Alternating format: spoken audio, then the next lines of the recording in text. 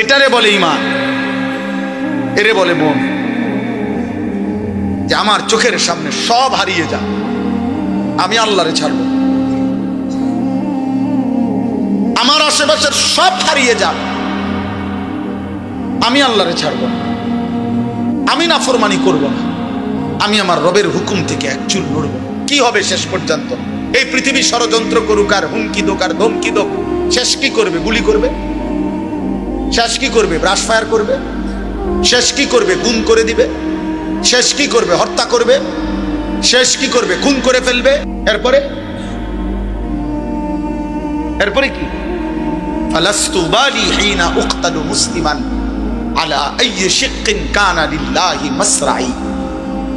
বুখারীর riwayat, নবী সাল্লাল্লাহু আলাইহি সাল্লামের বিখ্যাত সাহাবী হযরত খুবাইব ইবনে আদি, একজন সাহাবী খুবাইব রাদিয়াল্লাহু তাআলা আনহু, তানঈম নামক জায়গায় মক্কায়, মানে এখানে এখন যে মসজিদে আয়েশা বলে ইমাম সাহেব, এই মসজিদে আয়েশার পাশে হাজী সাহেবরা পরবর্তী উমরাগুলো যেখান থেকে করে আয়েশা মসজিদ কয়, এহরাম বাঁধে যেখানে, এই আয়েশা মসজিদের পাশের জায়গাটারই বলে তানঈম। এই জায়গায় নবীজির এই সাহাবীকে ফাঁসিতে ঝুলানো হয়েছিল। মক্কার কাফেররা হযরত খুবাইবকে যেদিন ফাঁসিতে ঝুলায়, সেদিন মক্কার নেতা আবু সুফিয়ান হযরত খুবাইবকে বলছিলেন, খুবাইব, ফাঁসির শেষ মুহূর্তে, ফাঁসির পূর্বক্ষণে তোমার জীবনের শেষ তামান্না কি? হযরত খুবাইব বলছিলেন, আমি 2 রাকাত নামাজ পড়তে চাই। তো রশি খুলে দিছে, উনি 2 রাকাত নামাজ পড়ছে। 2 রাকাত নামাজ পড়ে চোখের এক ফোঁটা পানি ফেলে 2 হাত তুলে আল্লাহকে বলছে, আল্লাহ, আজ আমার জিন্দেগির শেষ সেজদা। এই দুশ্মনরা ভাববে আমি মৃত্যুর ভয়ে দেরি করতেছি, যদি এটা না ভাবতাম তো আখিরি সেজদা আরো লম্বা করে দিতাম, আরো লম্বা করে দিতাম মাওলা। বাকি ওরা বলবে আমি মৃত্যুর ভয়ে দেরি করতেছি, এই জন্য ছোট করে ফেললাম। আল্লাহ, আমার আপনার কাছে আবদার, ওরা আমারে এখন ফাঁসিতে ঝুলাবে। আমার এই ফাঁসিতে ঝুলানোর এই দৃশ্য মক্কায়, নবীজি তখন মদিনায় হিজরত করে চলে গেছেন। হযরত খুবাইব বলছেন, আয় রব্বুল আলামিন, আমার শেষ তামান্না আমার মদিনার নবী যেন মদিনায় বসে আমার ফাঁসির দৃশ্য সরাসরি দেখতে পায়।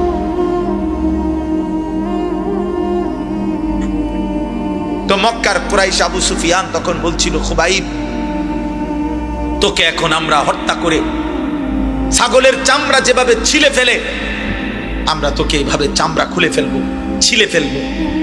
এই তখন তিনি একটা কথা বলছিলেন, শুধু এইটাই বুখারীতে আছে, ফালাস্তু বালি হিনা উকতালু মুসলিমান। আবু সুফিয়ান, শোনো, আমি যখন আল্লাহর আনুগত্যের উপরে, ইসলামের উপরে, আমার খোদার সেজদার উপরে যখন মরতে পারছি, অতএব আমি আর কোনো পরোয়া করি না। আলা আইয়ি শিক্কিন কানা লিল্লাহি মাসরাই। তোমরা আমারে যেদিকেই ফিরাইয়া ফাঁসি দাও, যেদিকেই টেনে হিসড়ে শেষ করো, আমার শরীর যা ইচ্ছা তাই করো, আমার কোনো অসুবিধা নাই। আমি আমার রবের গোলামি করে আল্লাহর জন্য জান দিচ্ছি, খালাস। আর কোনো পরোয়া নেই। এই জন্য বাপ, এটা জীবনের মূল অর্থ। আমি গন্তব্য চিনি, এটা আমার জীবনের মূল সার্থকতা। আমরা মুসলমান, এই পৃথিবীর সব আয়োজন ছিল, আছে, থাকবে, আমি থাকবো না, আমি থাকবো না। ক্ষমতার পালা বদল হবে, মানুষের জীবন মান উন্নয়ন হবে, অনেক কিছুই হবে, অনেক কিছুই হবে না। পৃথিবী অনেক কিছুই হবে, অনেক কিছুই হবে না। রোদ উঠবে, বৃষ্টি নামবে, সূর্য উঠবে, চাঁদ উঠবে, আলো আসবে, অন্ধকার আসবে, রাত হবে, দিন হবে, শনিবার রবিবার হবে, সপ্তাহ মাস হবে, মাস বছর হবে, 25 সাল 26 সাল হবে। কিন্তু একদিন আমি থাকবো না, একদিন আমি থাকবো না। আমার মৃত্যুর পরে পৃথিবীর সব মানুষ যদি আধুনিক হইয়া, উন্নয়ন হইয়া চাঁদের দেশেও চলে যায়, আমি তো নাই, আমি তো নাই। আমি তো নাই। অতএব আমি যদি আমার কবর ভুলে যাই, আখিরাত ভুলে যাই, আমি যদি আমার মৃত্যু পরবর্তী জীবন ভুলে যাই, আমি যদি আমার গন্তব্য ভুলে যাই, খোদার কসম আব্বা, ভুলে গেলেও তো মৃত্যু হবে, চোখ বন্ধ রাখলেও মৃত্যু হবে, সুখে থাকলেও মৃত্যু হবে। তাহলে যেই সত্য আমাকে গ্রহণ করতেই হবে, মৃত্যু, কবর, আখিরাত, আমি সেটা ভুলবো কেন? আমি সেটা ভুলবো কেন? চোখ বন্ধ করলেই তো ঝড় থামে না। অতএব না বুঝলেই যে মৃত্যু হবে না এমন তো না। মনে করেন তুফান আসতেছে, ঝড় বৃষ্টি আসতেছে, এখন কেউ যদি চোখ বন্ধ করে বলে কই না, আমি তো কিছু দেখি না, তুফানও হচ্ছে না, বৃষ্টিও হচ্ছে না, কিছুই হচ্ছে না, না রে আব্বা সব হচ্ছে, তুমি ইচ্ছা করে চোখ বন্ধ করে রাখছো, তুমি চোখ বন্ধ করে রাখছো। না না না। অতএব আমি আপনাদের কাছে বললাম, আপনারা অনেক সময় মনে করেন আমরা হুজুররা শুধু আখিরাতের কথা বলি, কবরের কথা বলি, আসমানের উপরে আর মাটির নিচের কথা বলি। না রে বাপ, আরো কথাও বলি। বাকি এই দুই কথা বলা অপরাধ, এই দুই কথা বলা ত্রুটি, এটা আপনারে বলছে কি? আপনি এটা কেমনি সিদ্ধান্ত নিছেন যে আসমানের উপরের কথা বলাটা অসুন্দর আর মাটির তলের কথা কোনটা অসুন্দর, অযৌক্তিক? এটা আপনারে কে বলছে? আপনি বলেন। একজন ডাক্তারকে কেন জিজ্ঞেস করেন না, আপনি যা জীবন এই প্যারাসিটামল লই এই দিয়ে ফুরা রইলেন, জীবনটা তো শেষ করে দিলেন। আপনি তো কোনোদিন একটা বিল্ডিং এর প্ল্যানিং দিলেন না, ইঞ্জিনিয়াররে কেন বললেন না আজীবন এই ইট বালু সিমেন্ট নিয়ে ফুরা রইলেন? আপনি যে আর কোনোদিন একটা প্যারাসিটামল লিখলেন না। আমার এক পরিচিত লোক আছে, আমি দেখছি ওনারে, আমি মনে 2-4-5 বছর দেখছি ওনারে টানা। ওনার দুই হাতে দুইটা মোবাইল, উনি এই জমির ব্যবসা করে, হাউজিং। আমি যত সময় উনারে দেখছি মোবাইল দুইটা হাতে নিয়ে উনি এটা একবার রিসিভ করে, জি জি 400 একটু ডাইনে ডাইনে ডাইনে ডাইনে বামে বামে, জি জি 600 পুবি দিয়া, মানে কোন জানি বুঝাইতে আছে 400 600 200 জিন্দিগি 400 আর 600 উপরে শেষ, হায়াত শেষ। আখিরাত, আখিরাত। এই জন্য বাপ কোরআনুল কারীমের মধ্যে আল্লাহ বলছে, কুল ইয়াতাওয়াফাকুম মালাকুল মাউতিল্লাযী বুক্কিলা বিকুম সুম্মা ইলা রাব্বিকুম তুরজাউন।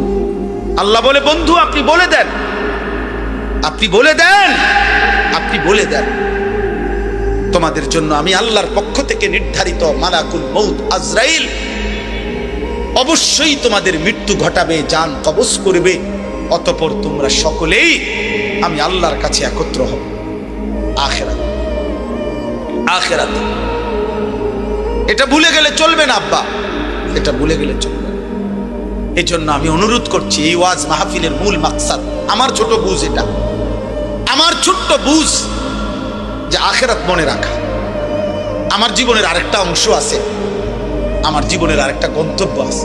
2-4টা ভালো কাজ, 3-4টা ভালো কাজ, আমার কথা রাগ হইয়েন না। 2-4টা 10টা ভালো কাজের দ্বারা পৃথিবীতে সমাজসেবক, মানব দরদি, জনদরদি হওয়া যায়। পৃথিবীর বাহবা মিলে, কিন্তু আল্লাহর কসম জাহান্নাম থেকে মুক্তির জন্য, আখিরাতের সফলতার জন্য 4টা ভালো কাজ যথেষ্ট না, 6টা ভালো কাজ যথেষ্ট না। 23 বছরের মুকাম্মাল ইসলাম, 30 পারা পূর্ণ কোরআন আপনার আমার জীবনে শতভাগ বাস্তবায়ন করা জরুরি। খামখেয়ালি করবেন। আখিরাত 30,000 টাকা না, হাসরের মাঠ জান্নাত টাকা 30,000 না। মসজিদে টাকা 30,000 দিছেন, 4টা ফ্যান কিনা দিছেন, 2 কাতার টাইস করে দিছেন, জান্নাতের বুঝ হয়ে গেছে না? হ্যাঁ, জান্নাত কিতা 2টা রুম আর একটা বারিন্দা। বহু সাবধান, আমি বললাম বহু ধনাঢ্য ব্যক্তি, বহু সম্পদশালী ব্যক্তি শুধু সাদাকা, মানে শুধু দান সদকাকেই মনে করে আখিরাত। শুধু এটারই মনে করে বড় আখেরাত। মানুষের দেখা হইলে শুনাইব, হুজুর মসজিদ করছি, মাদ্রাসা করছি, এতিমখানা করছি, লিল্লা বোর্ডিং করছি, এটি সবটি মিলাইয়া একটা আমল সাদাকা। এটি সবটি একটা 100 কোটি টাকাও যদি আপনি দান করেন, হুজুর আপনি বলেন সবটা একটা আমল কিনা? একটা আমল না। দান সাদাকা 1 লক্ষ কোটি টাকা হোক, এটা তো একটা আমল। তো নামাজ, রোজা, হজ, চরিত্রের পবিত্রতা, হালাল উপার্জন, আপনি যে মিশা কথা কন, আপনি যে 2 নম্বরই ব্যবসা করেন, আপনি যে লোন নিছেন 1 কোটি টাকা 200 কোটি টাকা, কারে বুঝান সিটারি? হ্যাঁ, আখেরাত আমার আপনি বুঝ দিলেন, আমি না বললাম মার হাবা জনাব উমক 20,000 মার হাবা, আবারে মার, ঠিক আছে মার হাবা তো ঠিক আছে, কিন্তু আসমানওয়ালা খোদার কসম তিনি জিজ্ঞেস করবে কিয়ামতের দিন, বান্দা মিন আইনা ইকতাসাবা ওয়া ফীমা আনফাক। আল্লাহ তাআলা বলবেন আমার বান্দা হিসেব দাও, একটা টাকা কোত্থেকে উপার্জন করেছো, একটা টাকা কোথায় ব্যয় করেছো। আমি আপনাদেরকে দানের নিরুৎসাহিত করছি না, সতর্ক করছি। আমার এটা একটা ভয়, অসংখ্য আল্লাহর বান্দা এমনও হইতে পারে দান সৎকা করে গেছে, আমি তারে কেবল বাহবাই দিয়ে গেছি, কিন্তু হারাম থেকে যে বাঁচা দরকার। সুদের টাকা দান করলে যে কবুল হবে না, ঘুষের টাকা দান করলে কবুল হবে না, ওজনে কম দেওয়া টাকা দান করলে কবুল হবে না, 2 নম্বরই 6 নম্বরই টাকা দান করলে এটা কবুল হবে না, হবে না, হবে না, দৈন্তার নয় কান না। এ কথা যদি আপনারে আমি না বলি, হতে পারে আখেরাতে আমি আটকায়া যাব। ওই লোক বলবে আমি দিছিলাম, হুজুররা আমারে কিচ্ছু কয় না। নাইলে আমি আরেকটু চেষ্টা করতাম, আরেকটু নয়তো চেষ্টা করতাম হালাল হারামের পার্থক্য করার, কিন্তু হুজুরা তো বিষয়টা আমার এরকম ক্লিয়ার করছে না, আমার তো কেবল মারহাবা না দিল। তখন কি হবে আব্বা? তখন তো আমি আটকায় যাব। আজকে মনে করেন এখানে যদি আমরা 500 লোক হই, আর এখন যদি 1 ঘন্টা সময় পার হয়, তো 500 ঘন্টা পার হইছে 500 জনের। এই 500 জনের 500 ঘন্টা আল্লাহর কসম, আল্লাহর পক্ষ থেকে আমার কাছে আমানত। আমাকে এর হিসাব, আমাকে 1 ঘন্টার হিসাব দিতে হবে না, 500 ঘন্টার হিসাব। কারণ এই মানুষগুলো আল্লাহর কথা শুনতে বসছে। এই জন্য আপনাদের কাছে আমি অনুরোধ করছি, আপনি পুরা দিন মানতে হবে। যদি বলেন হুজুর আপনার মধ্যে তো ত্রুটি আছে, হ্যাঁ আমার মধ্যেও ত্রুটি আছে, আমি খোলা কণ্ঠে বললাম, আপনি আমার জন্য দোয়া করেন। কথা বোঝেন নাই? আপনি যদি বলেন অমুক হুজুরের মধ্যে তো ত্রুটি আছে, তো আমি ওনার লাগে দোয়া করেন। আপনাদের জন্য আমরা দোয়া করি কিনা? কথা বলেন না? তো আপনারা আমার জন্য দোয়া করবেন। আল্লাহ হুজুরদের, আপনার চোখের যেই হুজুর ত্রুটি, আপনি ওই হুজুরের লাগে একটু দোয়া করেন যে আল্লাহ এ হুজুররেও নেককার বানায় দেন, আল্লাহ হুজুররেও জাহান্নাম থেকে বাঁচায়া দেন। আমার হুজুর মানে কি জান্নাত থেকে আইছে? হুজুর হিসাব দিতে হবে না? আখেরাতে হিসাব দিতে হবে কিনা বলেন?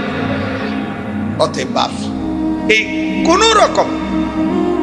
রকম খামখেয়ালি করা যাবে না।